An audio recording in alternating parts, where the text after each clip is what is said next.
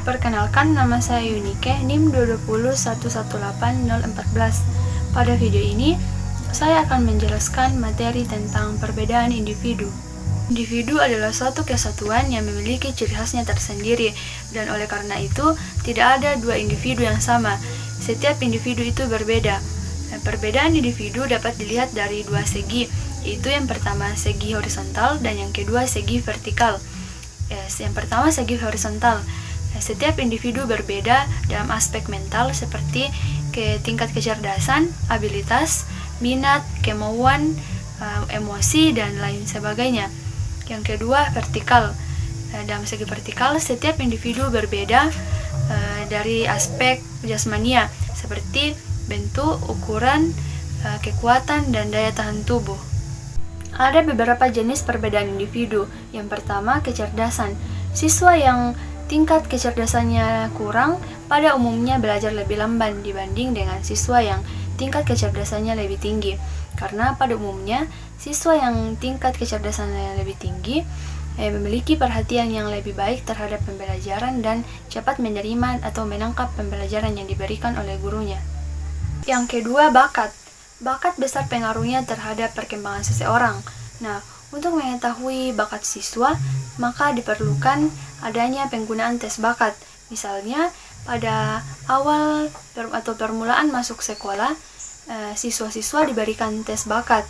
Dan melalui tes itu, dari hasil tes itu, kita bisa memperkirakan bagaimana hasil belajar. Yang ketiga, keadaan jasmania. Satu siswa dengan siswa yang lainnya pasti memiliki perbedaan. Misalnya, pada perbedaan tinggi badan, perbedaan berat badan, dan lain sebagainya. Di samping itu, ada pula yang memiliki gangguan-gangguan penyakit, seperti penglihatan yang kurang jelas, mudah mendapatkan sakit kepala, dan sebagainya. Kondisi badan dan gangguan penyakit tersebut akan mempengaruhi efisiensi belajar siswa.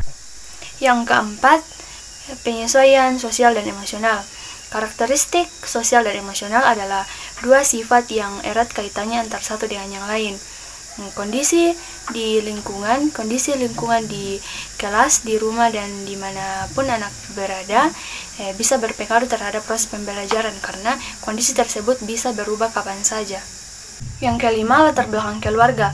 Keadaan keluarga dapat mempengaruhi individu siswa karena banyak faktor yang bersumber dari keluarga yang dapat menimbulkan perbedaan individu, seperti kultur dalam keluarga. Yang keenam, hasil belajar. Perbedaan hasil belajar di kalangan para siswa biasanya disebabkan oleh latar belakang keluarga yang berbeda-beda dan cara siswa atau sikap siswa terhadap pembelajaran. Gaya belajar. Gaya belajar terbagi atas beberapa jenis, yaitu yang pertama, belajar aktif dan reflektif. Yang kedua, belajar intuitif dan sensorik. Yang ketiga, belajar visual dan verbal. Dan yang keempat, belajar sekuensial dan global. Yang pertama, belajar aktif dan reflektif. Belajar aktif cenderung selalu berusaha mempertahankan dan memahami keterangan terbaik dengan melakukannya sendiri. Sedangkan belajar reflektif cenderung lebih suka mendengarkan ceramah. Yang kedua, belajar intuitif dan belajar sensorik. Belajar intuitif cenderung lebih suka memilih atau menemukan kemungkinan-kemungkinan dan hubungan dalam pembelajaran. Sedangkan belajar sensorik lebih suka dengan menemukan fakta-fakta tentang pembelajaran. Yang ketiga, belajar visual dan belajar verbal. Belajar visual lebih fokus pada penglihatan. Mereka baik dalam hal mengingat apa yang mereka lihat, misalnya seperti ketika melihat foto, video, diagram, dan demonstrasi. Sedangkan pelajar verbal mendapatkan materi atau pembelajaran dari kata-kata atau penjelasan, baik lisan maupun tulisan. Yang keempat, belajar sekuensial dan global. Belajar sekuensial cenderung memperoleh pemahaman dari langkah-langkah yang berurutan, sedangkan belajar global memperoleh pembelajaran atau menyerap pembelajaran secara acak tanpa melihat keterhubungan. Kepribadian individu dalam perilaku belajar. Ciri-ciri kepribadian individu dalam perilaku belajar yaitu yang pertama, perubahan yang bersifat disengaja, perubahan yang berkesinambungan, perubahan yang fungsional, perubahan yang bersifat positif, perubahan yang bersifat aktif, perubahan yang permanen, dan perubahan yang bertujuan. Itulah penjelasan dari saya mengenai materi perbedaan individu. Sekian dan terima kasih.